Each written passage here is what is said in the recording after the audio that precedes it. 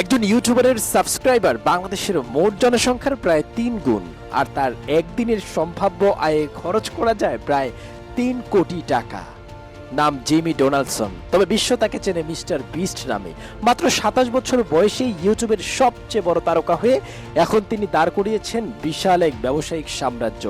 ২৩ August ২০২৬-এর হিসেবে mister বিস্টের মূল YouTube চ্যানেলের সাবস্ক্রাইবার প্রায় ৫১ কোটি ৪০ লাখ।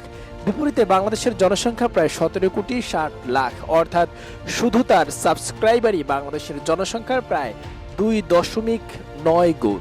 কিন্তু প্রশ্ন হলো, কেন এত জনপ্রিয় মিস্টার বিস্ট? কারণ তার ভিডিওতে থাকে অবিশ্বাস্য চ্যালেঞ্জ, বিশাল পুরস্কার, দামি সেট, দ্রুতগতির গল্প, আর শেষ পর্যন্ত কি হবে সেই কৌতূহল।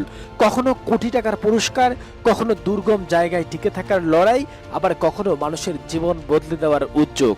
অর্থাৎ দর্শক শুধু ভিডিওই দেখেন না, ভিডিওর শেষটা কি হবে সেটা জানার জন্য আটকে থাকেন। এটাই তার কন্টেন্টের অন্যতম বড় শক্তি। তার জনপ্রিয়তার আরেকটি কারণ বিনোদনের সঙ্গে মানবিক উদ্যোগ, চিকিৎসা সহায়তা, খাবার, শিক্ষা ও বিভিন্ন দাতব্য কার্যক্রমও তার ব্র্যান্ডের বড় অংশ। এবার আসা যাক আয়ের হিসেবে।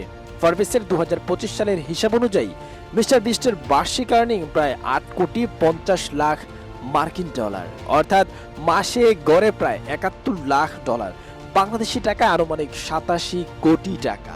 এই হিসেবে একদিনে গড়ায় দাঁড়ায় প্রায় ২,৩৩,০০০ ডলার, অর্থাৎ প্রায় ২,৮৫,০০,০০০ টাকা। তবে এটি তার হাতে থাকা নিট লাভ নয়, কারণ তার একটি ভিডিও তৈরি করতে গড়ে ৩০ থেকে ৪০ লাখ ডলার পর্যন্ত খরচ হতে পারে।